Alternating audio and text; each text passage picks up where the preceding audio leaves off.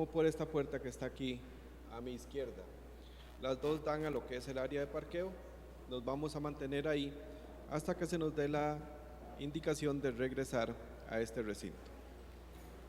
Con relación a las preguntas, estas van a ser al final de la charla. Le pido a las personas que tengan alguna inquietud, por favor, levantar su mano para que la compañera pueda acercarse con el micrófono, de manera que tanto los que estamos aquí como los que siguen por internet puedan oír la pregunta. Y también pedirles, por cuestión de tiempo, que las preguntas las hagamos lo más concreto posible. De nuevo, muy buenas tardes. Bienvenidos a esta charla, Coyuntura Macroeconómica y Programa Macroeconómico 2017-18. Para la Junta Directiva, la Dirección Ejecutiva y el Departamento de Desarrollo Profesional, es un gran placer contar con su presencia el día de hoy.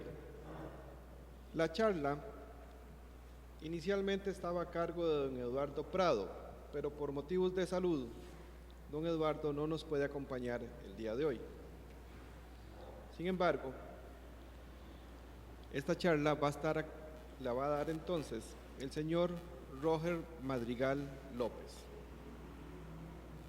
Don Roger es estadístico y economista de la Universidad de Costa Rica. Tiene un doctorado en metas de inflación obtenido en la Universidad Estatal de Ohio. Actualmente se desempeña como economista en jefe del Banco Central de Costa Rica como director de la División Económica. Sin más preámbulos, los dejo en compañía de don Roger. Buenas tardes. De todos, muchas gracias por darle la oportunidad al banco de compartir esta información. Cuando se nos pide que hablemos del programa macroeconómico, usualmente es cerca de la época de la publicación, primeros días de enero y demás. Y en este momento vamos a cumplir casi 2 meses de que el programa fue aprobado, fue publicado. Entonces, como ustedes bien entenderán, el programa inicia con un diagnóstico de la coyuntura internacional. No tiene sentido que repita cuál era la coyuntura internacional a finales de noviembre de 2016, sino que hacemos una combinación en el sentido de que empezamos con cómo estamos viendo las cosas hoy, tanto internacional como localmente, y luego en esa coyuntura hay un programa macroeconómico que tiene una prospección mayor, típicamente 24 meses. Entonces, sin más preámbulo, de economía internacional hay muchas cosas que decir, tratamos de resumirlo en 2 o 3 líneas. Uno es que en el mes de enero el Fondo Monetario hizo unas nuevas proyecciones de crecimiento mundial, en el sentido que el crecimiento mundial del 2016 sería mayor, del 2017 sería mayor que el del 2016. La tasa como tal de crecimiento mundial no sería muy distinta, 3.4, pero sí habría diferencia de posición.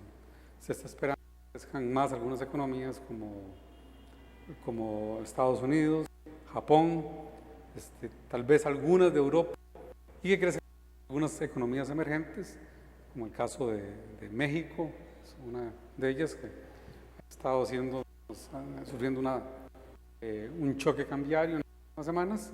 Entonces eso se supone que afecta el crecimiento de México, además de otras cosas que están ocurriendo en la relación bilateral México-Estados Unidos, que está, digamos, por el momento creando incertidumbre sobre la inversión extranjera directa.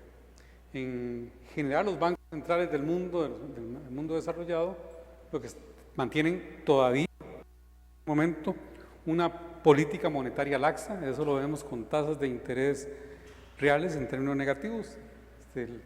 La Reserva Federal mantuvo en realidad el sistema de la Reserva Federal mantiene las tasas en un rango entre 0.5 y 0.75 para una economía que tiene una expectativa de inflación del 2%, una tasa real de interés negativa. El Banco de Inglaterra mantuvo la tasa de interés en 0.25. El Banco Central Europeo tiene tasas de 0 para préstamos y tasas negativas tasas nominales negativas para depósitos. Esos son indicadores de políticas monetarias laxas. O sea, todavía el mundo sigue teniendo un exceso de liquidez internacional. Tenemos en los principales socios comerciales, en Estados Unidos, en Europa, tenemos una inflación creciente, pero aún por debajo de los niveles meta que tienen esos países, alrededor del 2%. Esto sí es importante para nosotros, muy, muy importante, que es lo de el alza en las materias primas. Que ha ocurrido algo muy interesante. A finales del 2016, tal vez octubre, noviembre y parte de diciembre, se vio un incremento en las cotizaciones a futuro del petróleo. Y con la llegada del cambio de administración en los Estados Unidos, en el que se espera que haya una mayor desregulación o una menor regulación ambiental y en temas de energía, entonces los precios se han quedado estables. No vemos incrementos, no vemos, cuando decimos no vemos en Bloomberg, los precios a futuro, no se están dando cotizaciones más altas, sino en algunos momentos con ligeras reducciones. No así en metales preciosos, en general metales. Los metales sí están aumentando, tienen una expectativa de precio alto. Las negociaciones a futuro son de precios mayores. Ahí se dan una combinación de varias cosas. Hay toda tal vez no hay mucha publicidad, pero una guerra comercial entre Estados Unidos y China en el mercado del acero. Las expectativas de más infraestructura en la economía norteamericana y un mayor apoyo al gasto militar, que es intensiva en metales, está haciendo que esos precios aumenten. Los alimentos, básicamente, o lo que se denominan granos básicos, tienen una tendencia también creciente. Entonces ustedes recordarán que las materias primas tienen un doble, digamos, hay una dualidad. Por una parte se comportan como, responden a fuerzas de oferta y demanda, de las demandas de consumo futuro de países o de las cosechas que ocurren, factores de oferta, factores de demanda, pero también en algunos momentos se convierten en refugios de los mercados de valores.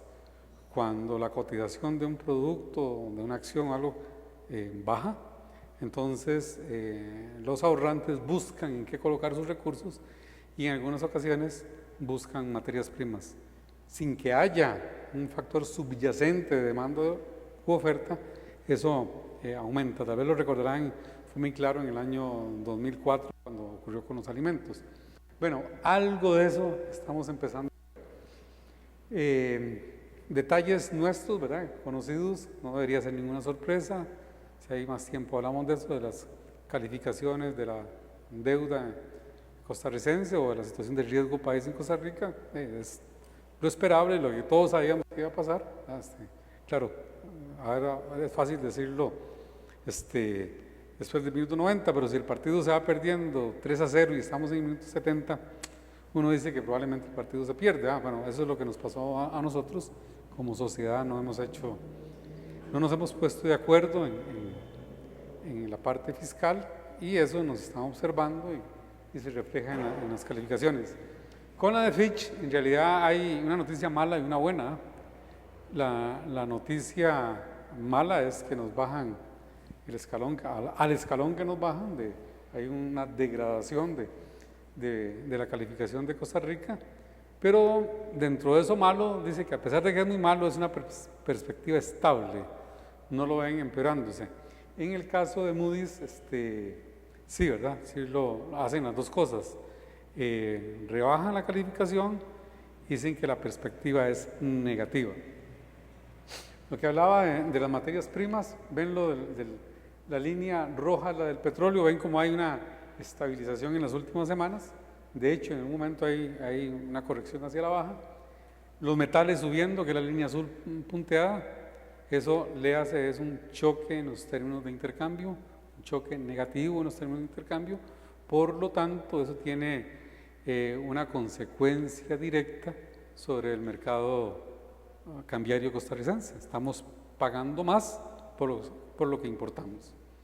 Y en granos, como lo decía, en granos básicos, también el índice muestra una ligera tendencia creciente. Lo que uno pensaría que podría ocurrir es, si se consolida la tendencia del petróleo, la otra también se estabiliza. Si no se consolida lo del petróleo, va a ser difícil pensar que lo otro se estabiliza. En la parte nuestra, que es lo que estamos ya en la coyuntura interna, hace 8 días salió el dato de la inflación del mes de enero. En términos interanuales, la inflación fue 0.7, todavía estamos por debajo del rango meta, que está entre 2 y 4%, más bien hay una reducción de 0.1 de punto porcentual con respecto al valor interanual a diciembre. Las expectativas de inflación, ya tenemos 22 meses, casi 23 diría yo, 22 meses, casi 2 años de que están dentro del rango meta. Se les pregunta a las personas cuál cree que va a ser la inflación en los próximos 12 meses y coherentemente han estado expresando que son inflaciones por debajo del 4%. Eso de alguna manera da una idea de que hay, bueno, primero que esperan que la inflación crezca, pero que no crezca más allá de la meta del Banco Central, lo que podría decir que es una especie de indicador de credibilidad de que el Banco Central tendrá la capacidad de mantener la inflación en esos niveles. Lo que vemos con sus distintos modelos internos es que la inflación gradualmente retornará al rango meta, o sea, gradualmente, tal vez a finales de este primer semestre, estará ingresando al rango superior al 2%, lo cual todavía es dentro de la meta. El crecimiento en el 2016, me devuelvo tal vez al crecimiento del 2015, algo muy curioso. El crecimiento del 2015 fue revisado al alza. No sé si ustedes podrían ver, el 29 de diciembre salió la publicación de cuánto habíamos revisado el crecimiento del 2015. Y el 2015 la economía costarricense creció un 3.7. Creo que casi no se le hizo cobertura a eso. Estoy casi seguro que si la proyección hubiera sido que en vez de crecer 3.7, hubiéramos crecido 2.7 en el 2015, hubiéramos tenido amplia cobertura. Pero como fue un crecimiento, pareciera como que las buenas noticias a veces no son noticias. En el 2016, lo que estamos observando, la estimación que hicimos en diciembre, es que estaríamos creciendo en 4.3. Aquí hay una pequeña sorpresa, que es que el IMAE de noviembre y diciembre dio tasas de crecimiento positivas, muy positivas en la construcción privada. Entonces, eso podría ser, necesitamos ver más cifras, revisar, consolidar, en fin, que tal vez la tasa de crecimiento del 2016 sea un poquito más del... Lo decimos, crecen y los que podrían estar decreciendo, pero lo que estamos observando, no sé qué pasa con esto, lo que estamos observando es que podría haber una revisión al alza alrededor de 0.1 de punto porcentual, lo cual también es una buena noticia. Bueno, lo que decía, las tasas de crecimiento del IMAE, la interanual y la media es la que mejor aproxima el crecimiento del producto anual, 4.3, más o menos parecido. No tienen por qué ser iguales, podrían ser algunas décimas distintas, y hay una marginal mejora en la tasa de desempleo. En la condición de empleo en Costa Rica lo que vemos que es alto, que es uno de los lunares de la economía costarricense, además del fiscal. Lo que estamos viendo es que la mejora tiende a verse más en los indicadores de subempleo. El subempleo a veces es lo que el subempleo tiende a medir gente que no está ocupada en la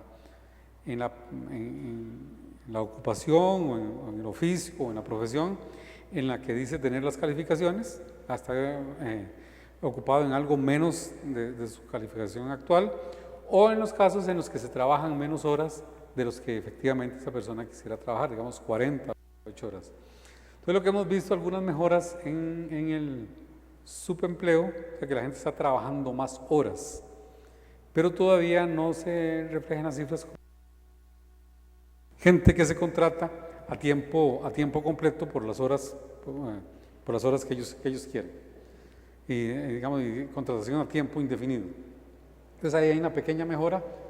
Cuando vemos los crecimientos haciendo una gran agregación, tenemos el resto de industrias que incluye buena parte de los servicios, lo que estamos observando es que hay una recuperación de la agricultura que tuvo tasas negativas durante buena parte del año, pero se recuperaron básicamente en dos, fueron más, pero en dos cultivos, en piña y banano, porque se recuperaron tierras que recordarán ustedes por los efectos del Niño, que es algo muy curioso lo que ocurre en Costa Rica, que el fenómeno del Niño causa exceso de humedad en una parte, la parte atlántica, y exceso de sequedad, o sea, una falta de lluvia, falta de agua, una deficiencia de lluvias en la parte del Pacífico, en la parte de Guanacaste. Entonces hubo,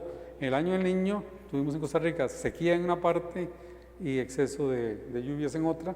Bueno, parte de esas tierras se recuperan en la parte del Atlántico, lo de Guanacaste va más lento, sabemos que hay un problema de agua más de largo plazo, más estructural, que ahí tendrán que hacerse inversiones en infraestructura para mejorar eso. La manufactura también se recupera, recordarán que durante el año 2015 estuvimos durante buena parte del año hablando del efecto Intel, ya desaparece totalmente de los datos ese efecto y más bien vemos la recuperación en alguna manufactura, en lo que se llama la fabricación, así le llaman, de implementos médicos en zonas francas, muy pujante, muy fuerte, de altas tasas de crecimiento. La construcción, sobre todo la construcción privada, que pesa más que la construcción pública, de tener tasas negativas, terminó con tasas negativas en el 2016 y negativas en buena parte durante el tasas negativas durante el 2015 y buena parte del 2016.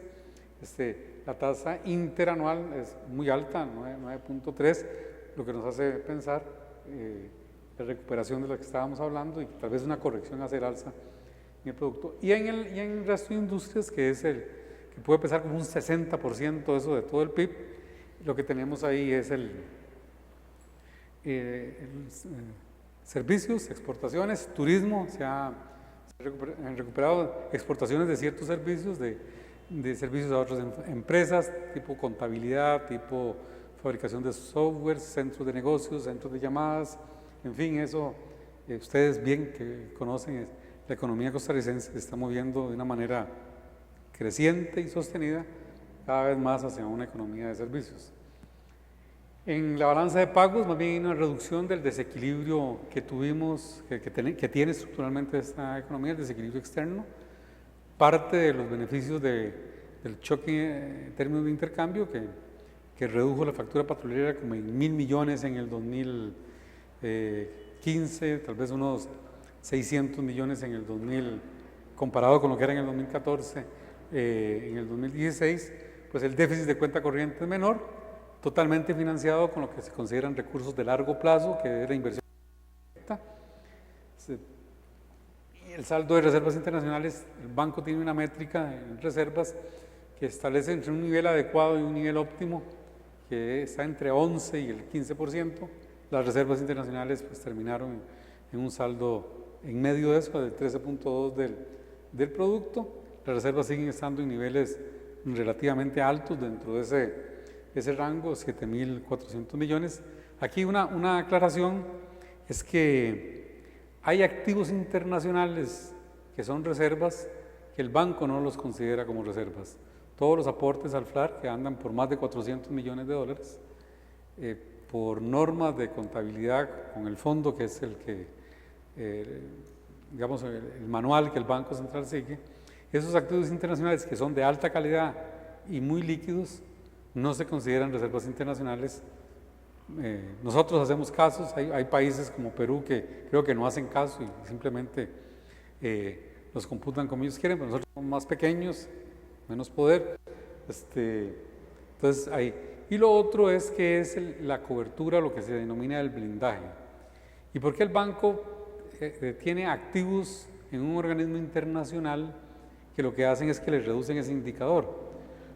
Ocurre esto porque por cada dólar que el Banco Central coloca en el FLAR, tiene eventualmente una cobertura de 2.5 dólares por cada uno.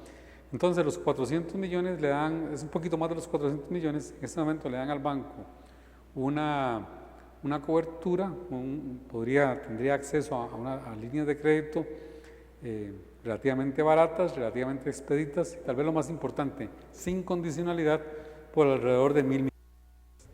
Entonces, si uno sumara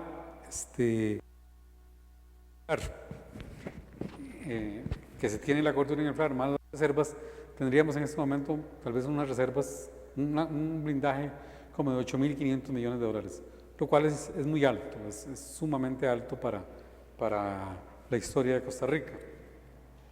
Entonces, pues ahí tenemos un nivel todavía adecuado, apropiado de reservas. Tal vez es uno de los resultados que más llamó la atención. Ustedes recordarán que hace tal vez 3 o 4 años las proyecciones del déficit andaban por arriba del 7%. Bueno, este gobierno por segundo año consecutivo, 5.1 en el 2015, 5.6, podría ser que... Vamos a ver cómo me coloco esto. Podría ser, no, más alto, vamos a ver aquí. Podría que sea un poquito menor si el PIB crece, pero no mucho menor. Y claro, esto es algo que uno tendría que revisar la historia económica de Costa Rica. No recuerdo, pero es la memoria, es evidencia anecdótica, no la he comprobado con los datos. No recuerdo un año como el que se tuvo, de hecho creciente, y el nivel de más del 5% del PIB, que se haya logrado financiar en el mercado interno y que hayan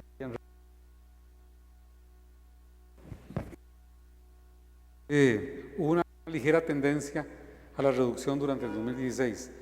Si eso será posible en el 2016-17 está por verse, pero aquí hay que tomar en cuenta las estrategias que siguió Hacienda, varias. Una de ellas es una forma de colocación de deuda más directa para reducir costos de intermediación.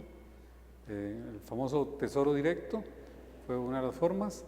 La otra forma fue que no reduce el déficit, pero sí quita presión sobre la colocación de deuda, que hizo canjes de deuda.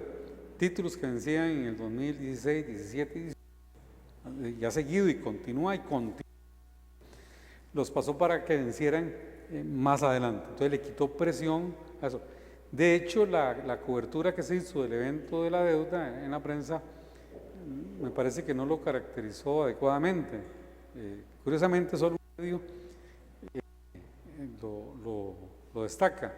En realidad las presiones son menores en el 2017 que en el 2017 por deuda.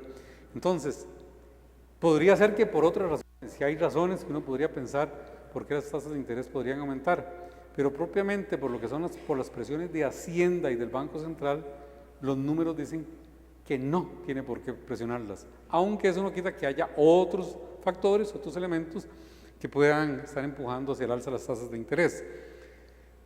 Lo que es conocido, ¿verdad?, por nosotros, tal vez la pregunta que se hace mucha gente, sobre todo los que no nos conocen, es nosotros tenemos a estar hablando del problema del déficit ya como 13 años, desde la administración, en realidad más, tenemos 17 años, pero aquí se han estado hablando de reformas que van a la Asamblea, que pasan en la Asamblea, y luego los tribunales de justicia las echan para atrás.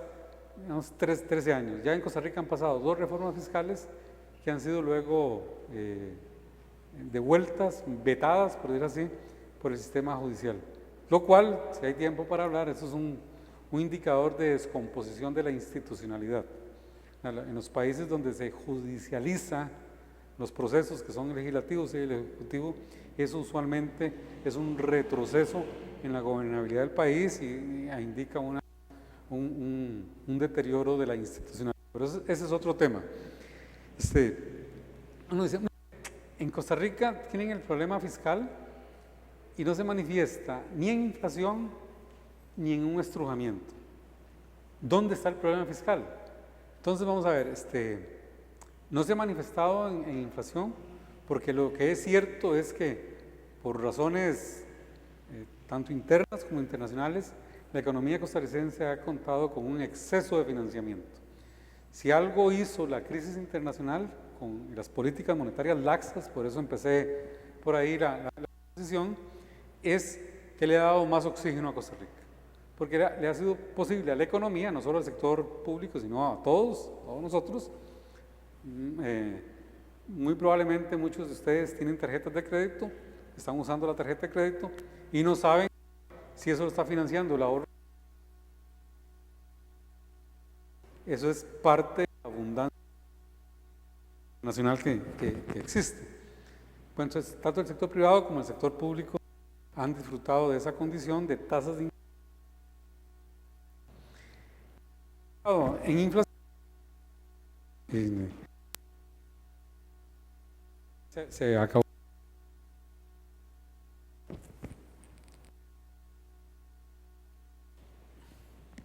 Hola, vamos a ver si me ayudan. ¿Qué es lo que pasa? Como está muy escondido.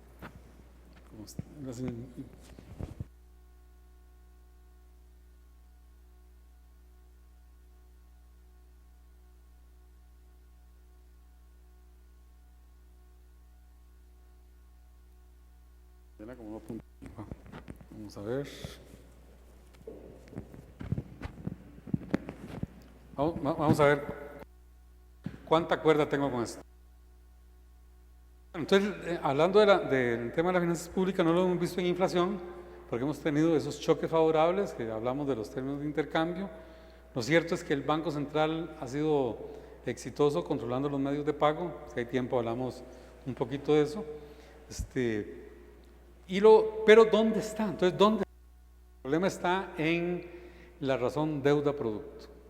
Para los que lo conocen, hay una ecuación de la sostenibilidad del producto, y esa ecuación lo que está diciendo, esa ecuación es que estamos en un patrón de insostenibilidad, o sea que no están las condiciones para que la relación deuda-producto se estabilice en el tiempo. Todavía hay espacio. La pregunta que siempre hacen, ¿hasta cuándo hay espacio? Uno puede decir que el 17 de mayo del 2018 a las 4:32 de la tarde, no existe técnica para decir eso, pero claramente, digamos, ahorita estamos en un 44% más o menos de deuda producto. Las condiciones no van a ser las mismas cuando estemos en 60 o 65, y todo apunta que si no hay reforma fiscal, hacia eso vamos. Entonces es ahí donde se manifiesta, y como lo hemos dicho varias veces, es una decisión de todos nosotros como sociedad que escogimos una ruta de colisión, una ruta. Hace unos años, en el 2013, se hablaba del precipicio fiscal, no sé si recordarán esa de fiscal cliff, ¿verdad? En los Estados Unidos no tiene el caso porque no les aprobaban un mayor tope de deuda, porque, etcétera, algunas cosas que pasaron. Bueno, haciendo la analogía con Costa Rica, nosotros estamos en una situación parecida, nada más que no es por una autorización de deuda, sino porque no hay una reforma en las finanzas públicas estructural, que hay que hacer en los ingresos, eso estamos de acuerdo, pero lo principal es hay que hacer en los ingresos y en los gastos. Estamos de acuerdo que hay que hacer en los gastos, pero lo principal es en los ingresos. O sea, si uno observa la recaudación al gasto fiscal, Costa Rica es que tiene de las razones más bajas en Latinoamérica, y hemos decidido que queremos esa ruta, y de alguna forma el ajuste fiscal está ocurriendo. Para los que son parte del sector público que estén aquí, lo deben notar con lo difícil que es las negociaciones salariales que han vuelto. Pero lo vemos en las presas, y lo vemos en la calidad de la infraestructura, lo vemos en la calidad de la educación, en la seguridad pública, en la educación. O sea, la calidad de los servicios que estamos recibiendo cada vez son menores. Restricción. Y parte del ajuste que se está haciendo para que fuese 5.2 y no 7 el déficit fiscal en el 2016, es que parte de lo que no se gastó en inversión, que en inversión en Costa Rica hay que gastar más, mucho más. Entonces, ahí nosotros hemos decidido nosotros, cuando digo como sociedad, esa ruta es lo que hemos hecho. Ahora, el problema no es el micrófono, sino que esto no avanza.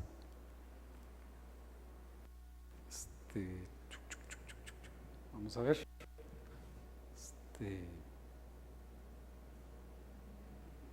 ¿Alguien sabe cómo puedo hacer avanzar esto? Si trabaja una cosa, no trabaja otra.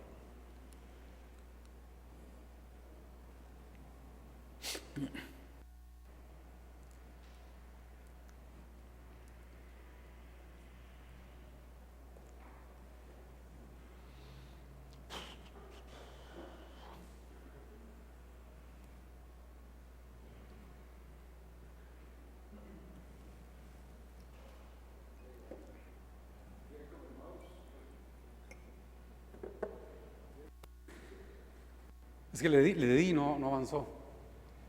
Pues por eso no quiero travesear la...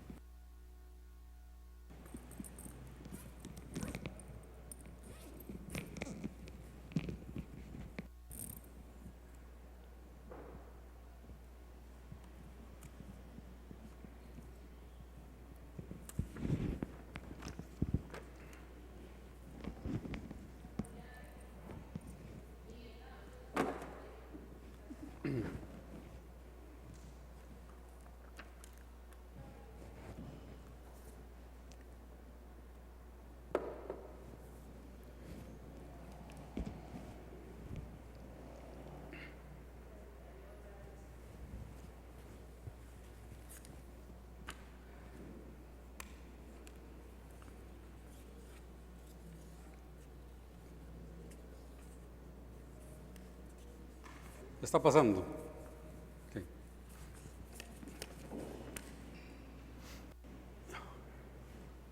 Bueno, lo que le corresponde al banco, fundamentalmente, que es la parte de liquidez, lo que podemos, hay varias cosas que podemos decir de la liquidez. Uno es que los medios de pago crecieron de forma congruente con el crecimiento económico, con la meta de inflación, y con un pequeño término de ajuste que le agregamos, que es por programación financiera.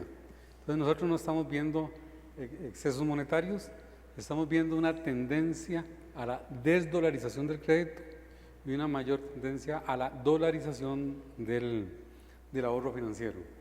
Algo que se ve muy bien es que el déficit del Banco Central, solo el Banco Central, hubo épocas en que tuvo déficits cercanos al 5% durante la crisis, lo que costó, y luego ahora con niveles menores déficit. Esto es en algo que se denomina metodología de cuentas monetarias. En realidad el déficit contable es mucho menor que pero el déficit que tiene impacto monetario es Entonces estamos teniendo que el banco hace una expansión monetaria alrededor una expansión de la base monetaria alrededor de 0.6 del PIB, lo cual es un nivel muy pequeño. Quiere decir que lo que se demanda por base, el Banco Central lo suministra con las pérdidas. A eso le denominamos nosotros pérdidas no inflacionarias, porque es un nivel realmente bajo, alrededor de 0.6 del PIB. Cuando vemos los distintos agregados, aquí inclusive con la medición que tenemos en este momento, al 2017, ustedes pueden ver que la liquidez total creció en un dígito, 9.5, para una economía, lo podemos hacer a tasa compuesta, para una inflación meta del 3%, para un crecimiento meta del 4%, eso da como 7.4, 7.5, más 1.1 en realidad es por esa tasa compuesta, 1.1 de profundización financiera, eso nos puede llevar a un 8.6, 8.7 de crecimiento de agregados. el que creciéramos 9.5 está dentro del margen de error. Donde sí vemos diferencias importantes es en la riqueza financiera en moneda extranjera, que incluye parte de la colocación en dólares del gobierno en el mercado local, eso creció, y en el crédito en moneda nacional, observen qué interesante, creció en 14.3 y en moneda extranjera ya tuvo una corrección de alrededor de 6 puntos porcentuales, más de 6 puntos porcentuales, 6.2. Es como estamos viendo esa tendencia, incipiente tendencia a la desdolarización en tasas de crecimiento del crédito bancario. Y aquí este es uno de mis gráficos favoritos, que se ve bien feo, que es un parchón. Lo que está por debajo del eje que está alrededor del cero, del eje derecho, o alrededor del, no sé, 15 o un número por ahí, aquí abajo, lo que significa es, si está por debajo es la absorción de liquidez que el Banco Central ha hecho en cada uno de esos días. Eso está bien. Y los días que está por arriba, esos días más bien hizo falta liquidez en la economía y el banco la suplió. Entonces el banco todos los días hace un ejercicio, se llama el ejercicio diario de seguimiento de liquidez, y determina cuánta es la liquidez que el sistema financiero requiere. Y de acuerdo con eso, entonces el banco hace una subasta. La subasta puede ser de contracción de liquidez, inyección de liquidez. Desde el 2014 más o menos, desde el 2014, lo que se ha observado más o menos es que ha estado sobrando liquidez, que el banco la recoge a 24 horas plazo, el día siguiente otra vez la vuelve a colocar y así sucesivamente, excepto lo que pasó a partir de noviembre y hasta mediados de enero de este año, en que el sistema estuvo corto. Entonces el Banco Central lo que hizo fue hizo subastas de inyección de liquidez. Y entonces, pero en los últimos días, esto con fecha al día de hoy, lo que estamos observando es que de nuevo vamos a una situación en que el sistema como un todo le sobra liquidez y por lo tanto el banco la recoge a corto plazo. Entonces esto aquí contradice, más bien sí, esto contradice a gente que dice que hay problemas de liquidez, de que hay escasez de liquidez. Algo que yo le recomendaría a la gente es que mire las estadísticas del mercado integrado de liquidez, y eso es un muy buen termómetro de cuál es la situación de liquidez en la economía costarricense. Y consecuente con los periodos de abundancia de liquidez, la tasa de interés en el mercado integrado de liquidez está por debajo de la tasa de política monetaria. Cuando hubo alguna tensión en algunas partes de diciembre y enero, la tasa vuelve a subir, y cuando el dinero vuelve a ser abundante, los medios de pago abundantes, pues la tasa de interés vuelve a ubicarse en torno a la tasa de política monetaria. Por lo tanto, ambos indicadores, tanto el de precio como cantidad, nos dicen que en estos momentos no hay un problema de escasez de liquidez. En el mercado cambiario tenemos una situación más interesante. Hubo una variación cambiaria alrededor de 3.5 en el 2016. En el 2017 estamos viendo que lo que llevamos en un mes y medio es un cambio como de 1.5 alrededor. Todavía se considera que es un nivel relativamente pequeño, ¿a que no? Pero ¿qué es lo que hay detrás de eso? Elementos en el 2016 y elementos en el 2017. Uno es que hay un menor superávit de divisas. Hay una hipótesis que pareció tener algún sustento en el 2016, que dólares que usualmente llegaban al mercado cambiario se quedaron en forma de depósitos temporalmente, y que luego esos dólares fueron transformados en captaciones del gobierno en moneda extranjera. Parte de eso lo vimos, entonces los dólares siguen llegando, pero el canal, en vez de que sea de depósitos, es un canal bursátil. Bueno, algo de eso tuvimos durante el 2016 y estamos teniendo en el 2017. El tema de los choques de términos de intercambio está presente, incremento en los precios de materias primas, y luego la mayor demanda que ha estado, digamos, atenuada en el 2017, que es alrededor de nada más de 37, 40 millones de dólares, pero que sí en el 2016 en algún momento superior a los 200 millones de dólares y que terminó en el 2016 una demanda adicional de casi 160 millones de dólares. Todo eso son presiones de demanda empujando el tipo de cambio hacia arriba. Entonces, ese es un vistazo de la coyuntura. Y para ir rápidamente al programa, bueno, ¿qué es lo que sabemos? Es algo que por mandato de la ley el banco tiene que hacerlo antes del 31 de enero, revisable semestralmente, antes del 31 de julio. Se tratan de presentar las proyecciones de la economía para los próximos 24 meses. Lo que encontramos, lo que el banco dio a conocer es que tasas de crecimiento superiores al 4% en el 2017 y 2018 no supone todavía un arreglo de la situación fiscal. De hecho, se parte de que hay un mayor deterioro fiscal con el que terminamos el 2016. Observamos una tendencia al ahorro financiero en dólares, pero una desdolarización con un de crecimiento de la moneda extranjera. Y claro, es porque si alguien hace los números en este momento, no es claro, no es una apuesta segura de que si yo me quiero endeudar, tiene que ser en dólares. Al contrario, me parece que con los números en este momento, la apuesta es más bien endeudarse en colones y no en dólares. Okay. ¿Y qué es lo que el banco, digamos, hará? No, nada muy distinto a lo que ha venido haciendo, es en el mercado cambiario participar como ha venido, que va a permitir que se manifiesten las fuerzas del mercado, dejando que sean tanto oferta como demanda las fuerzas dominantes,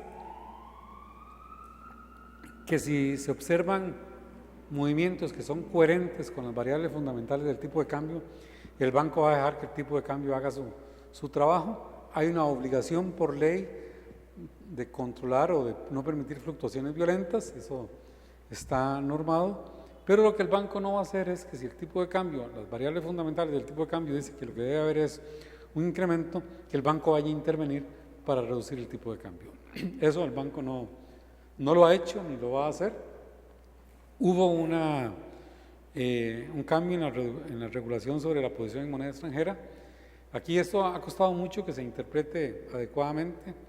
Lo que el banco encontró, y si hay tiempo lo explicamos, es que hay, por cómo funciona el mercado cambiario y las regulaciones en moneda extranjera, hay un incentivo para que los intermediarios cambiarios, dependiendo de cuál sea la relación de su posición en moneda extranjera con respecto al patrimonio, a lo que ellos llaman su posición estructural, que es el activo en moneda extranjera con respecto al activo total, dependiendo de cómo sea eso, existe un incentivo para que yo tenga ganancias en suficiencia patrimonial sin poner capital.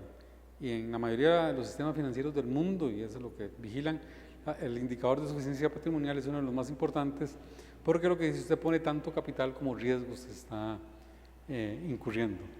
Y aquí lo que existe es una forma en que yo puedo hacer más riesgoso al sistema, y en hacer más riesgoso al sistema, no tener que poner capital y aumentar mi suficiencia patrimonial. El banco es cuidadoso en decir o al menos en no decir que hacen eso, sino eso es simplemente que existe un incentivo y que es, para los que saben aquí de seguros, ¿verdad? Es un incentivo no alineado. Eso es como decir que yo tengo un vehículo que cuesta $20,000, pero por algún tema no suficientemente bien vigilado, supervisado, regulado, como queramos ponerlo, existe la posibilidad de que yo le saque un seguro o seguros por $100,000. No hay nada que diga que yo voy a ir a estrellar el vehículo, que me lo van a robar o que voy a ser descuidado. Pero lo que estoy diciendo es que existe un incentivo para que me comporte de esa forma. Y entonces los aseguradores hacen un contrato en el que eso no puede ocurrir. Parte de las cosas que hacen es que le ponen un límite al monto que usted puede asegurar su activo. Bueno, algo así es lo que existe con esto. Entonces, la idea es reducir ese incentivo desalineado que existía hasta el 21 de diciembre en el mercado financiero costarricense. No es solamente un tema cambiario, es un tema de intermediación financiera, es un tema que involucra riesgos sistémicos. Entonces, las cifras propiamente, lo que estábamos viendo, Ya hablamos del crecimiento, el ingreso nacional disponible con tasas positivas sigue creciendo, un ligero deterioro de los términos de intercambio en el 2017 hace que como tasa de crecimiento decaiga el ingreso nacional disponible.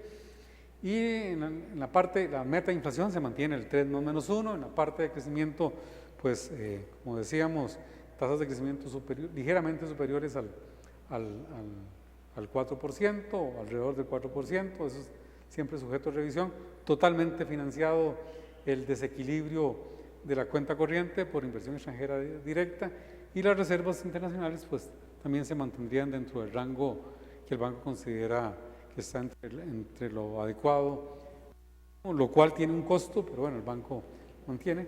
En la parte fiscal se supone que no hay una mejora fiscal. Aquí ese 5.1 es lo que está en el programa, no es el dato que salió. Puede que con las revisiones finales llegue a 5.1, pero el dato observado, comunicado oficial por el Ministerio de Hacienda es 5.2. Como no hay arreglo fiscal, pues el déficit aumentaría, el Banco Central mantendría el déficit todavía, su déficit en control. Lo que dijimos de los crecimientos de los agregados monetarios, si hay indicios de algún estrujamiento, todavía 7.9 para una economía que dice 4, de 3, eso diría un poquito más de 7, estamos agregados monetarios creciendo casi 8, más de 8, liquidez total un poquito más de 8, por ahí todavía no se nota, pero en la medida que vamos avanzando en el tiempo, si pusiéramos, en realidad el banco hace un programa plurianual, se presenta y se aprueba en junta por 2 años, pero lo que estamos viendo es digamos, una condición más tensa para el crédito en general, para el crédito tanto para el sector público como el sector privado, y una situación más tensa también para el endeudamiento en dólares, que en parte va a ser muy endógeno, porque sin que se haga nada adicional, solo los cálculos de racionalidad económica, de endeudarse en moneda nacional, moneda extranjera, ya algunos agentes se están moviendo hacia la moneda nacional, y entonces creemos que el proceso de reducción de la tasa de crecimiento en dólares, del crédito en dólares, va a continuar en esta economía en los próximos dos años. Los riesgos, algunos de ellos se están mostrando, algunos mostrando tal vez no tan en la forma en los que los dijimos. Esto fue lo que dijimos el 21 de diciembre. Claramente un mayor deterioro de las condiciones fiscales hacen más difícil todo, mayores tasas de interés, mayor incertidumbre, retrae inversión, entonces eso afectaría eventualmente la tasa de crecimiento. El solo hecho de no avanzar en la reforma, en el que no haya reforma, ya lo hemos visto con las calificaciones en los primeros 2 meses de este año, y eso, el proceso de transmisión de tasas es lento, pero se va a dar, en algún momento lo veremos en las tasas. Por eso lo decía, aunque el gobierno no presione más, aunque el Banco Central no presione más en tasas de interés, hay otras fuerzas que nos dicen que Costa Rica es un país más riesgoso, hay que pagar un poquito más por el riesgo país en tasas de interés, y si se paga más en dólares se transmite en colones. La dolarización financiera claramente es algo que es un riesgo. Ustedes bien conocen que alrededor de más del 70%, tal vez un poquito menos del 80% de los créditos en moneda extranjera que otorgan los intermediarios financieros en Costa Rica, a una cifra cercana al 80%, es a personas que no tienen ingresos de moneda extranjera. Eso genera un enorme riesgo, un riesgo sistémico al mercado. Bueno, eso es un riesgo que nosotros tenemos, es un riesgo interno y algo que nos tenemos que haber acostumbrado. Lo tuvimos en el 2015, lo tuvimos en el 2016, que es un país altamente vulnerable a las condiciones de clima y desastres naturales, y por lo tanto eso tiene efectos en infraestructura, en producción agrícola, en gasto fiscal, que hay que atender la emergencia y en algún momento podrían entrar en conflicto. Y claramente hay riesgos externos. Curiosamente, ¿verdad? Si podrían pedirle al banco que la haga, porque ya la tiene lista, distintos escenarios de la macroeconomía costarricense con el cambio de la administración norteamericana. Curiosamente, en el muy corto plazo probablemente sea positivo el efecto, porque va a hacer crecer más a los Estados Unidos. Ustedes han visto lo que se habla en los últimos días de los incrementos en las tasas de Estados Unidos, como que a veces no están tan convencidos de que van a hacer los incrementos, de que tal vez vayan más despacio de lo que dijeron. Claramente una administración republicana, en donde hay un gabinete donde es gente del sector empresarial, gente más amigable digamos, al hacer negocios. No les gustan tasas de interés altas, pero está todo el tema, el conflicto de la autonomía de la Reserva Federal, pues es todo un tema. Pero hemos visto algunos efectos ya por anuncios que se han hecho sobre el mundo, el comercio se encoge, ¿verdad? Hacia eso pareciera ser la tendencia. Entonces, para un país pequeño y abierto como Costa Rica, tan dependiente del comercio internacional, pues es algo que tarde o temprano, no de forma inmediata, ni directa, pero sí nos va a afectar a las políticas migratorias que hacen caer las remesas en Centroamérica. El segundo socio comercial por bloque de Costa Rica es Centroamérica. Si cae el ingreso de los centroamericanos, la capacidad exportable costarricense a esos mercados se reduce, ¿verdad? Y claramente lo que lo mencionamos muy al principio, las materias primas, tasas de interés, tipos de intercambio, la incertidumbre de que tal vez sin que haya pasado nada, asusta a la gente. Cuando la gente se asusta, se retrae. Decisiones que iban a tomar, no las toman, mejor me espero. El típico en lenguaje costarricense, esperemos que se aclaren los nublados del día. Bueno, eso no solo los costarricenses lo hacemos, lo hacen todas las personas. Entonces eso retrasa decisiones de inversión, decisiones de consumo, y eso eventualmente nos afectaría.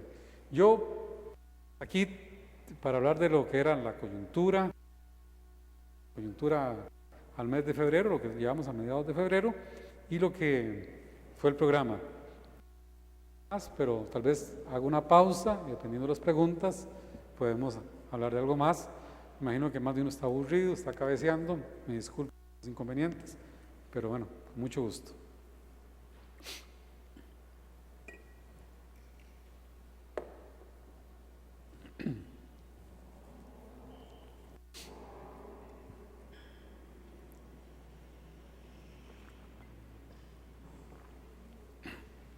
Preguntas, son preguntas.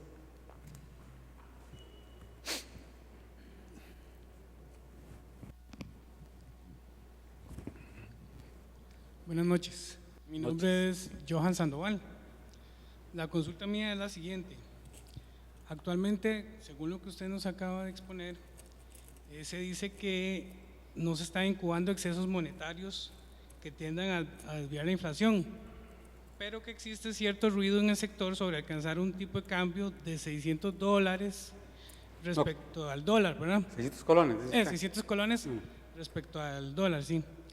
¿Qué puede comentar sobre eso? Porque ahora estabas diciendo al final que un escenario pesimista sería que Trump, al ser proteccionista, disminuiría el tema de inversión extranjera, y ciertamente sí tendríamos, en un escenario pesimista, ciertamente sí tendríamos presión sobre el tipo de cambio. Entonces, viéndolo por ahí, ¿usted qué me puede comentar sobre ese tema? Sí, vamos a ver, lo primero, digamos, como persona del Banco Central, y eso me parece que casi cualquier economista, digamos, medianamente prudente, no habla sobre valores específicos del tipo de cambio. O sea, eso es algo, ese modelo no existe, nadie lo tiene. Si lo tuvieran, estarían haciendo mucho dinero. Entonces, saber a cuánto va a llegar el tipo de cambio, eso es algo que no se puede saber. Recordarán hace 2 años, en el 2014. En 2014, a esta altura, en un periodo de 6 semanas, que fue del 28 de enero al 13 de marzo, el tipo de cambio aumentó un poquito más del 11%. Y el Banco Central lo que dijo en ese momento fue: esos incrementos no se justifican por lo que nosotros consideramos que son las variables fundamentales que determinan el tipo de cambio. Y no se descarta que haya una corrección. Y ustedes recordarán el 13 de marzo, muy cerca de las fechas de liquidación de impuestos de renta, el tipo de cambio disminuyó creo que un poco más de 30 colones. Fue una corrección del mercado. Y los que conocen de mercado saben que los mercados se corrigen. Uno no podría decir que estamos en esa situación para nada, para nada. Estamos muy lejos de esa situación, no se compara lo que ocurrió en el 2014 con lo que está ocurriendo. Yo escuché a decir a una persona muy respetable, muy connotada, decir que una variación de 3.5 era, así lo calificó, cualquier cosita, fueron las palabras que utilizó. Entonces, si 3.5 es cualquier cosita, ¿cuánto será 1.5? Sería la pregunta que uno se hace. Bajo ninguna métrica uno diría que un incremento de lo que llevamos en este momento de 1.5 es algo que debería sorprendernos, que es una situación que no hay control cambiario, ¿no? De ninguna manera. Yo diría que está dentro de lo razonable. Hay razones subyacentes para que el tipo de cambio sea mayor, que es mi parte. Lo otro, con lo de las políticas de la administración norteamericana, tal vez no fui lo suficientemente explícito. Los modelos que tenemos nosotros y los modelos que tienen otros que hacen esto, hablan de que más bien en los 2 primeros años, muy probablemente la economía norteamericana crezca más de lo que está proyectado. Y va a crecer más porque lo que están trabajando es en expectativas. Está la expectativa de la reducción de impuestos, tanto a las personas como a las empresas, y está la idea del impulso fiscal. Impulso fiscal en varias áreas, uno es en infraestructura y el otro es en gasto militar. Y entonces, ese mayor crecimiento de la economía norteamericana, como nos jala cuando crece menos o cuando decrece, igual nos va a jalar cuando crece un poco más. Entonces desde ese punto de vista sería positivo para cosas. Claro, el panorama de mediano y largo plazo es que va a haber más inflación en Estados Unidos, que muy probablemente la Reserva Federal, si bien pierde alguna autonomía, no va a perder total autonomía, y tarde o temprano se verá forzado a ajustar las tasas de interés. Y claro, las políticas de la administración norteamericana tienen algunas contradicciones, los anuncios tienen algunas contradicciones implícitas. Reducción de impuestos, estímulo fiscal, en ese sentido, digamos, estímulo fiscal de dos formas. Estímulo fiscal es que yo estimulo a alguien cobrándole menos impuestos, o yo estimulo algo gastando más. Bueno, en la parte de cobrar menos impuestos, eso significa menos ingresos. Los invito a que busquen algo que se llama el impuesto con ajuste fronterizo. De hecho, ya el banco tiene algo, al menos lo sube al sitio web y lo pone. Entonces, que son el tipo de impuestos que están esperando. Los que están en el área económica, que supongo que son la mayoría aquí, sería bueno que busquen eso. El impuesto con ajuste fronterizo, ¿qué significa eso?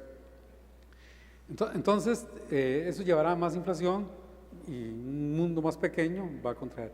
Luego, hay otras cosas que no se han aclarado muy bien, que hay gente que lo entiende, se queda callada, y otros que saben que está bien, siguen insistiendo, saben que está mal, siguen insistiendo en eso para crear la expectativa. Vamos a ver, la base electoral o una parte importante de la base electoral con lo que los republicanos ganaron las elecciones, fue con lo que se llaman los perdedores del proceso de globalización. Y se ha identificado que esos perdedores han escuchado la expresión de la franja del herrumbre, la franja del óxido, del Rust Belt. Son un grupo de estados: Indiana, Pensilvania, Michigan, Ohio, creo que inclusive toca alguna parte de Nueva York, que es donde se concentraba mucho la industria siderúrgica y la industria lo que llaman la industria metálica pesada en los Estados Unidos. Esos son de los grandes perdedores del proceso de globalización, porque esas plantas industriales se fueron para México, algunas para Sudamérica, algunas para Asia, etc. Entonces, ¿quiénes son los perdedores del proceso de globalización en los Estados Unidos? Está muy polarizado en eso. En realidad, los perdedores es gente más o menos como de mi edad, gente cincuentona, que tenían ciertas habilidades, y esas habilidades no están siendo demandadas en el mercado. Habilidades en la industria metálica o siderúrgica. Y algo de lo que se les ha vendido, esas industrias no van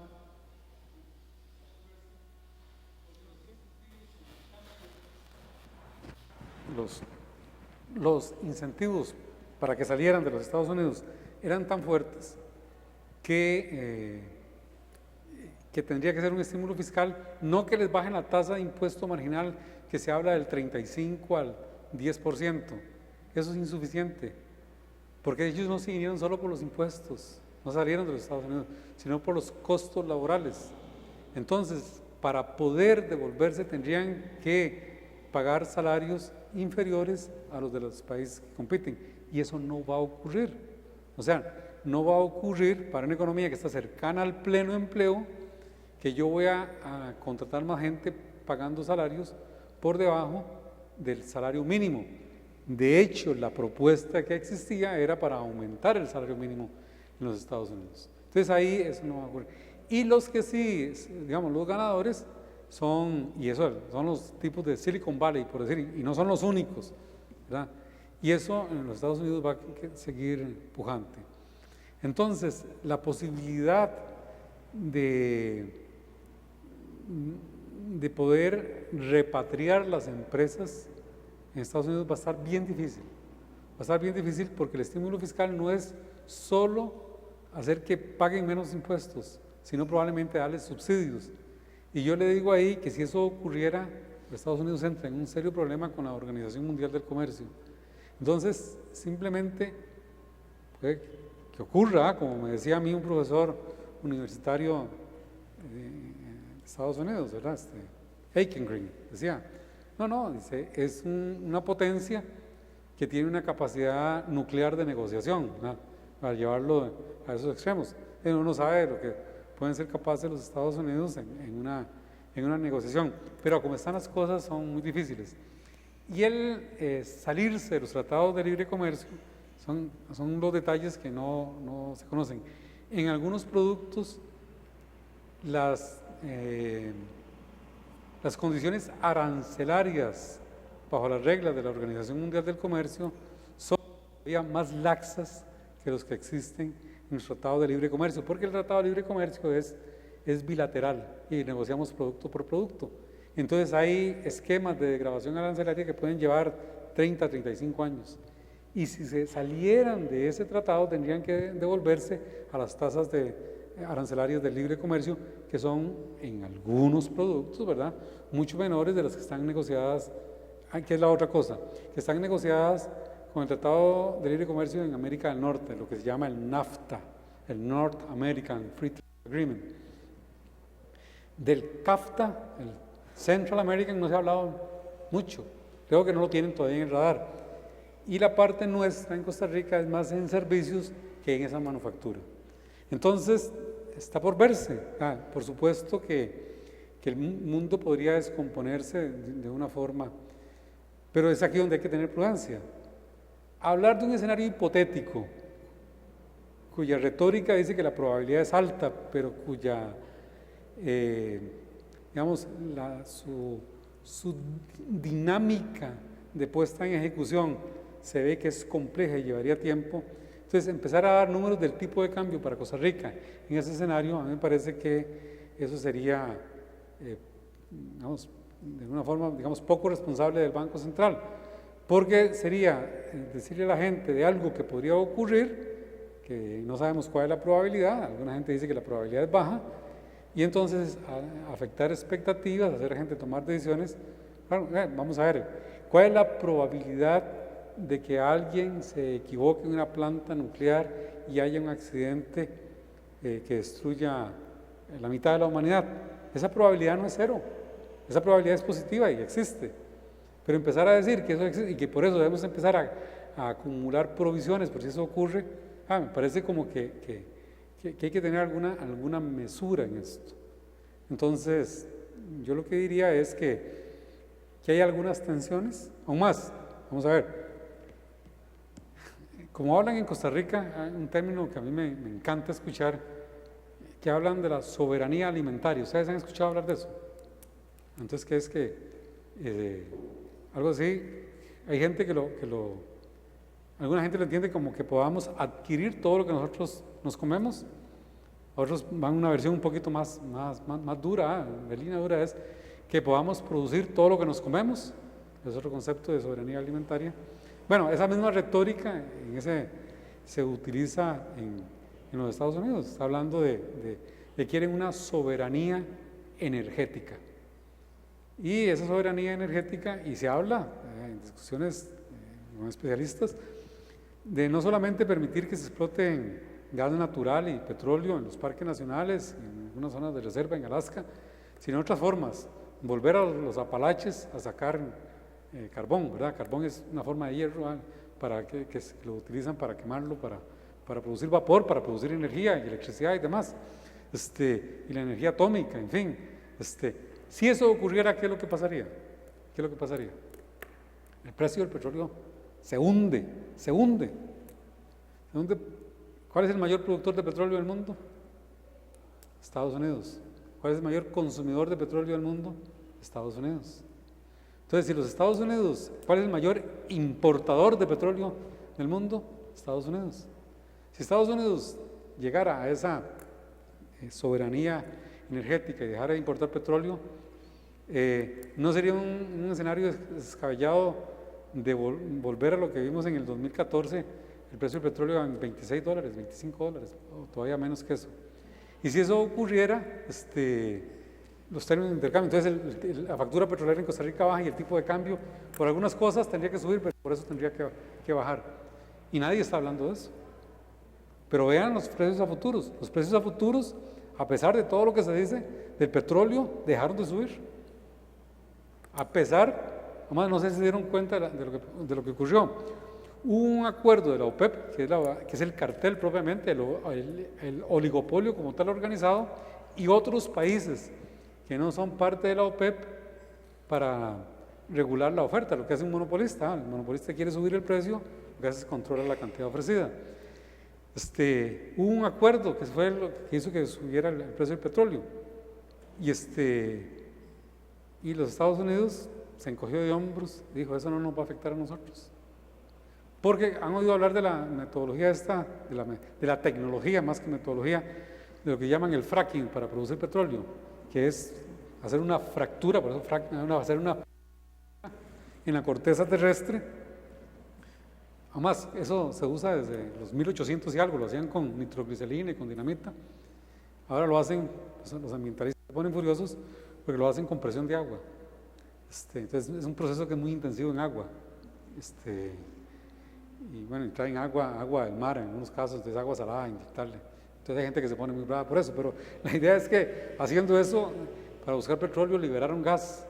Entonces redujeron aún más el precio del petróleo porque fue como muy empírico y encontraron, eso estoy hablando hace muchos años, ahora ya hay más ciencia y lo hacen. Y cuando el precio del petróleo está por debajo de los $50 el barril, el volver a esas tecnologías que son en principio privadamente baratas, socialmente pueden ser caras, eso hace que el precio del petróleo baje. Entonces, para decir, el Banco Central no tiene una estimación objetivo de tipo de cambio, el tipo de cambio va a seguir respondiendo a los fundamentales, y por supuesto que no tenemos ningún número que se va a hacer 600, se va a hacer 520, no sabemos.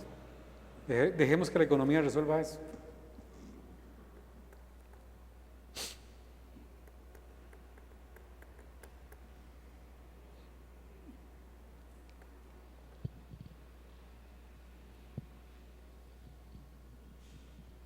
Gracias, buenas noches. Usted habló de sectores que presionan hacia el alza. y habló también de esos mismos factores en el 2014. Probablemente los que presionaron esa subida en el 2014 no sean los mismos de ahora. ¿Cuáles son esos sectores que lo están haciendo ahora? ¿Cuáles fueron los del 2014? Okay, tal vez lo primero es una disculpa por mi pobre dicción. Estoy seguro que no he hablado de sectores, he hablado de fuerzas, de factores, de variables que pueden llevar a que el tipo de cambio aumente, el tipo de cambio baje, y lo mencioné también en las tasas de interés, pero no es para nada algo, vamos a hacer una definición, esto de Banco Central, que tenemos un gran problema y eso nos pueden ayudar ustedes si están metidos en el área económico. La gente confunde el término sector con actividad. Digamos, dicen el sector automotriz, debería ser sector automotor, el sector automotor. No, nosotros usamos la palabra, el término sector, lo hacemos con las denominaciones de los manuales de cuentas nacionales. Sector se refiere a un actor económico. Entonces podemos hablar sector público, sector privado, podríamos hablar de exportadores, importadores, eso es. Y para la producción hablamos de actividades, la actividad de la manufactura, la actividad agrícola, es eso. Pero para no quedarme o escudarme en que no dije la palabra sector, no, lo que nosotros observamos en el 2016 fue un mercado privado de cambios menos superavitario.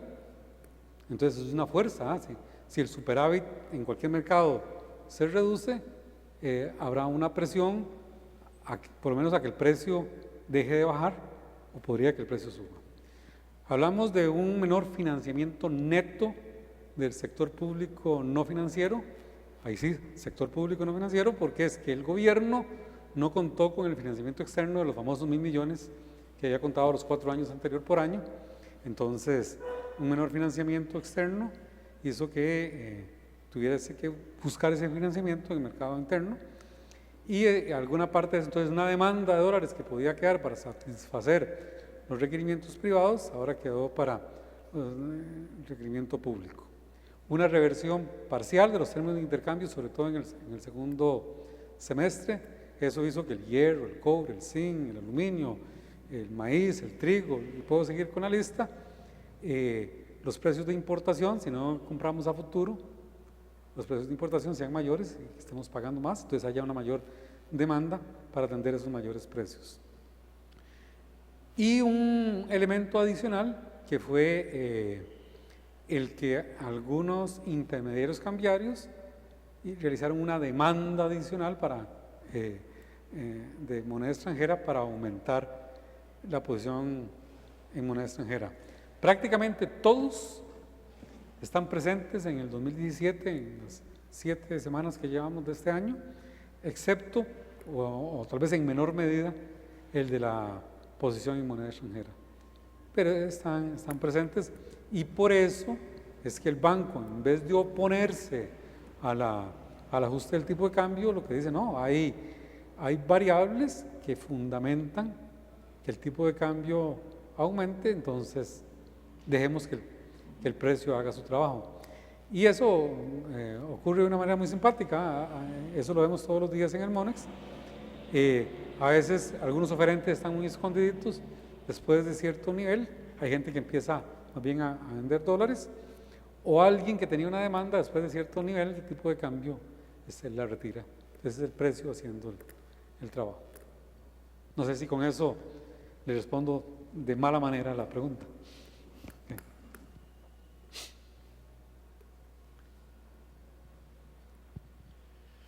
Gracias. Entre los indicadores que a uno le parece que son, digamos, interesantes, por decir algo, es el crecimiento que mencionaste de la construcción privada, ¿verdad? En el 2016.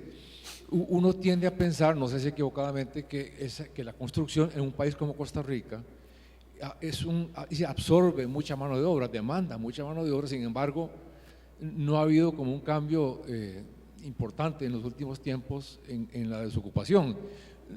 A veces uno piensa que Costa Rica, país chiquitillo, una sola obra grande pega un pico, ¿verdad? Un gran centro comercial y después cae, pero me llamó la atención que no parece haber una concordancia entre el incremento, ¿verdad?, en la construcción privada y no implicó eso una caída en la desocupación. No sé cómo lo ves ahí. Eso es interesantísimo de observar. Más bien, el banco, digamos, contrató con el INEC encuesta continua de empleo, creo que desde 2009, una cosa así, en medio de la crisis, y los datos salieron muy altos y después lo que se han reducido son marginalmente. En un momento las tasas de desempleo estuvieron mayores al 10%.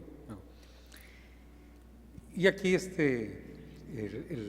hay toda una situación interesante de lo que hay actividades que generan alto empleo y estacionalmente.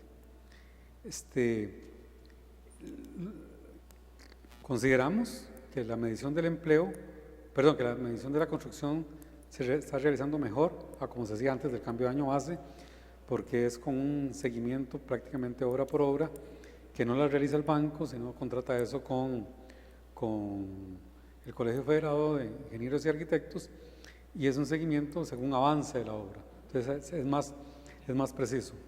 Sí hemos visto en la parte privada, residencial, apartamentos y demás, un repunte en los últimos 4 meses. De hecho, esas cifras que las discutimos con alguna gente, alguna gente de los bancos decían, nosotros vemos cómo se va comportando el crédito, le damos seguimiento con el IMAE.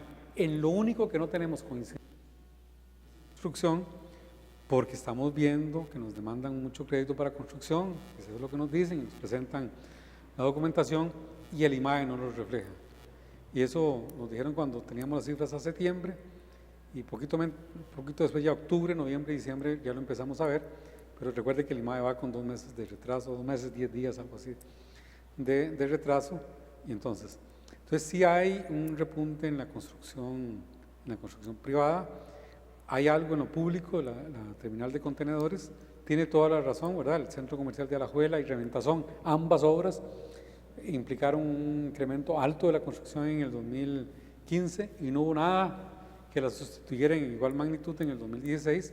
Uno diría contenedores, pero ya contenedores estaban en el 2015, y entonces, aunque siguió el ritmo, pero no es lo incremental, entonces no se observó. Pero en esto, y aquí a riesgo, voy a hablar de forma personal, me separo de mi etiqueta de Banco Central, y eso es tal vez una queja importante para nosotros dentro de la disciplina. No sé si hasta el colegio podría hacer algo en cuanto a eso.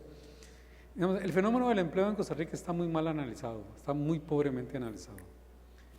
Y las políticas para el empleo. Mi primer empleo de esas políticas. Alguna gente dice que eso lo que hizo fue formalizar temporalmente a alguna gente que estaba en lo informal, porque el incentivo que se le daba a las empresas era básicamente cubrirle las cargas sociales a la gente que tenían. La encuesta continua de empleo ya cubre la parte informal de la economía. Los datos de la caja, por ejemplo, que son datos de cotizantes y no de empleados, por supuesto no incluye la parte informal. Entonces, yo puedo tener programas intensivísimos con mi primer empleo y el efecto inmediato va a ser probablemente, hay que esperar la evaluación que hagan, a los datos dicen que no ha mejorado gran cosa, es que mejora un poquito la formalidad, se reduce la informalidad. Pero luego alguna gente dice, no, debemos meternos en actividades que sean intensivas en mano de obra y que para ocupar a la gente. Pero ahí es donde fallamos. Estamos muy cerca de la Universidad de Costa Rica, alguna gente aquí ligada con otras universidades. ¿Para qué estamos preparando a la gente? Para que sean cortadores de caña, recolectores de café, gente en costura en las maquilas, para que sepan hacer mezcla. Recuerdan que antes era con la zaranda y la pala, ahora ya ni eso, ya no sé si han visto, las mezcladoras las ponen eléctricas y un carajillo, el tecnológico las hizo programables. Ya está eso, hasta los fulanos que hacen mezcla ya no se contratan, ¿verdad? Entonces, hasta eso se ha tecnificado un poco. Y eso y otras cosas en la construcción. Pues estamos preparando gente para que hable un segundo idioma, para que sepa fabricar software, para que sepa de contabilidad, para que sepa de finanzas, para que pueda integrarse más a una industria, una actividad pujante como pareciera ser el área de las ciencias de la salud. Y entonces, ¿qué es lo que pasa? ¿Quiénes son los desempleados en Costa Rica? ¿Qué habilidades tienen y cuáles son los trabajos? Y es aquí donde el tema de las políticas públicas, ojo, me separo de Banco Central, las políticas públicas tendríamos tal vez un poco de diseño. Podemos tener un programa que sea intensivo en dar subsidios a granos básicos, porque eso va a contratar agricultores de zonas muy pobres. Lo que vamos a hacer es condenar a esa persona y a sus descendientes, hijos y nietos, probablemente a la miseria, porque en Costa Rica gente produciendo granos básicos tiene tal vez 200, 300 años, y excepto los que tienen el subsidio por la parte de la industrialización y la distribución, todos los pequeños son gente pobre, gente que está en los bajos quintiles de la población, y estamos condenando a esos compatriotas a ese tipo porque sencillamente Costa Rica no tiene ventaja comparativa en eso. Pero ¿qué es lo interesante? Como no encontramos gente que trabaje en eso y necesitamos la mano de obra, ¿qué es lo que ocurre? La migración. Entonces, el problema del desempleo puede que haya más empleados, puede que haya más migrantes, pero aumentó la oferta laboral, toda la demanda, por lo tanto el problema de los desocupados sigue siendo parecido, pero más, hay un poquito más. Cuando hacemos eso estamos atrayendo gente. ¿Y qué viene a hacer esa gente? Y eso es algo casi que desde un punto de vista ético de la formulación de políticas públicas. Sabemos que esa gente van a ser luego los pobladores de las zonas marginales y precarios, tanto en la zona rural como urbana. Entonces estamos creando una clientela para las políticas de asistencia pública a futuro. Entonces, la articulación de una política de empleo tiene que ir mucho más allá de una cosa de estas, de promovamos tal cosa que creemos que es intensivo en mano de obra. Entonces, por ahí mi comentario en el tema del empleo, nos falta profundidad en el análisis, ¿verdad? Hay cada anécdota de los supuestos especialistas en temas de empleo en Costa Rica, gente que ni siquiera sabe cuál es el salario mínimo en Costa Rica, ¿verdad? Cosas de ese tipo. Pero bueno, me detengo por ahí.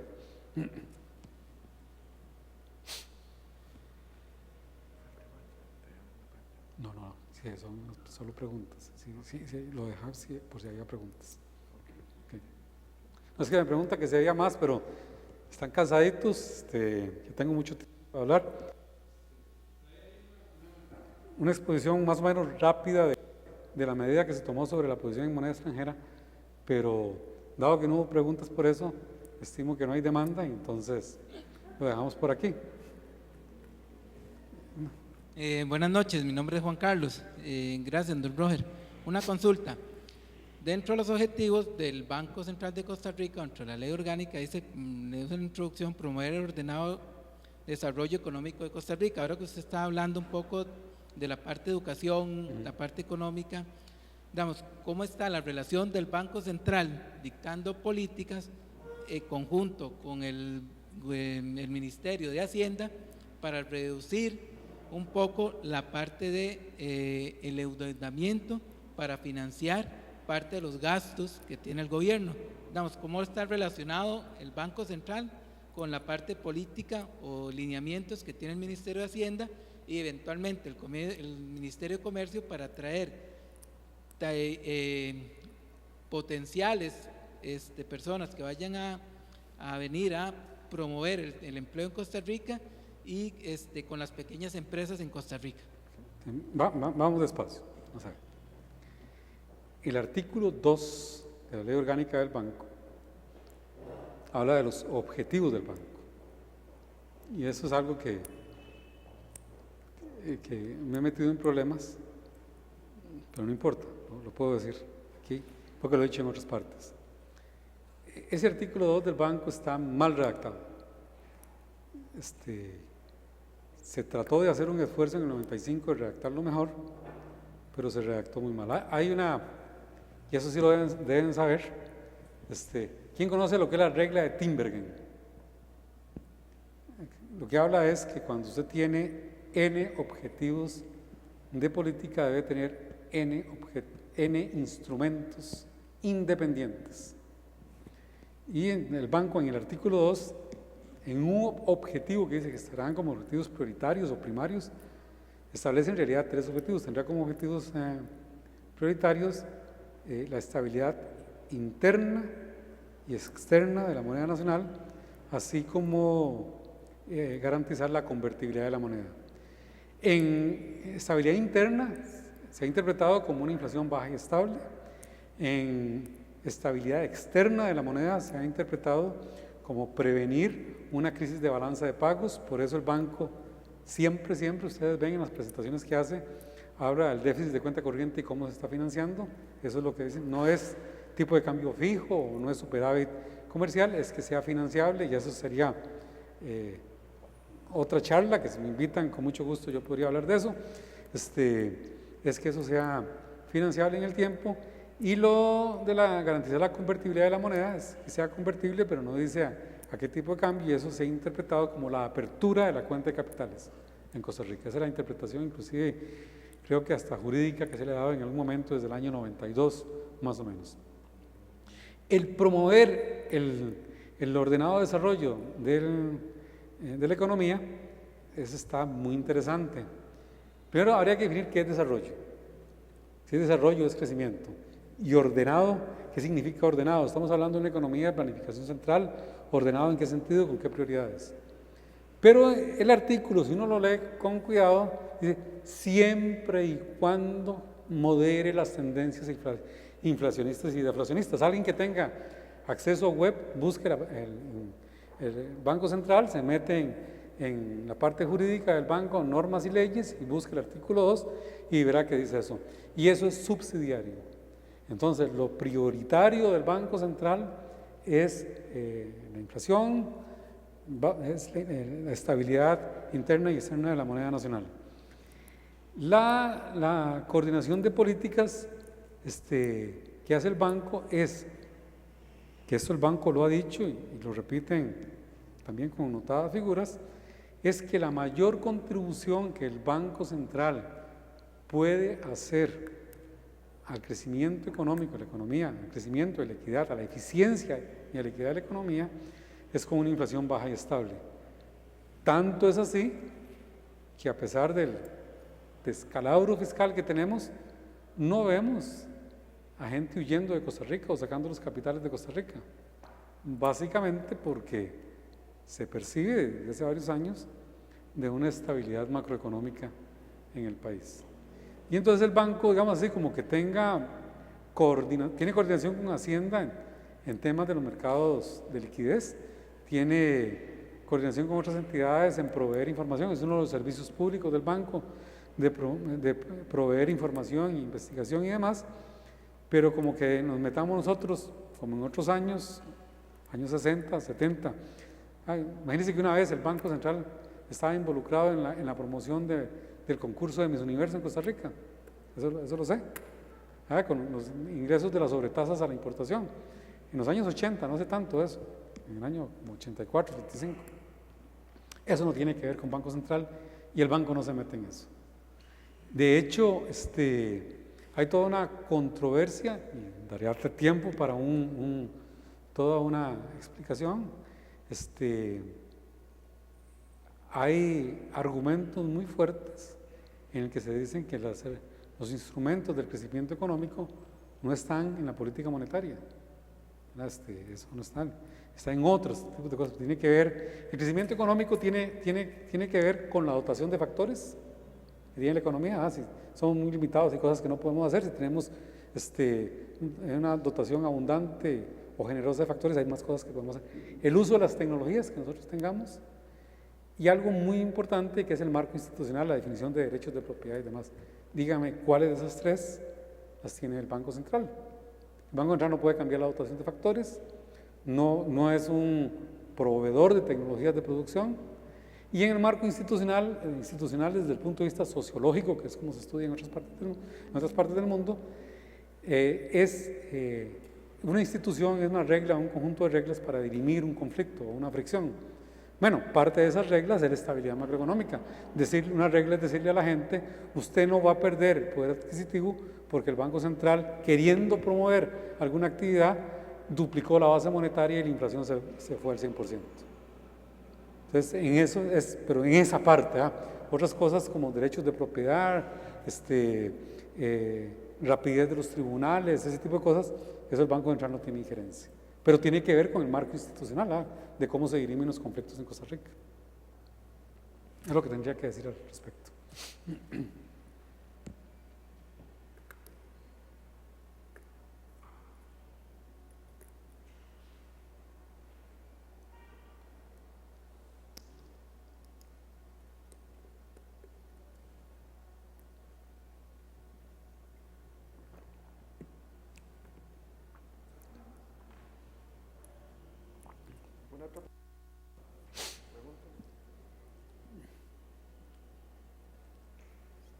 Bueno, muchas gracias por su... Muchas gracias.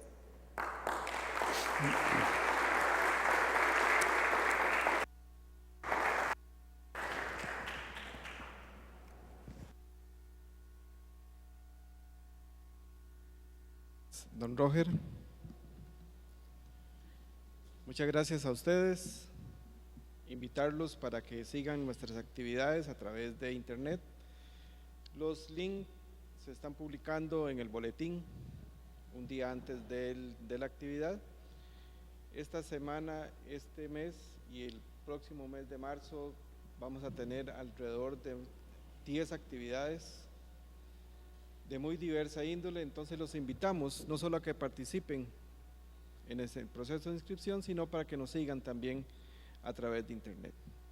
Agradecerles de nuevo su presencia y que tengan una muy buena noche.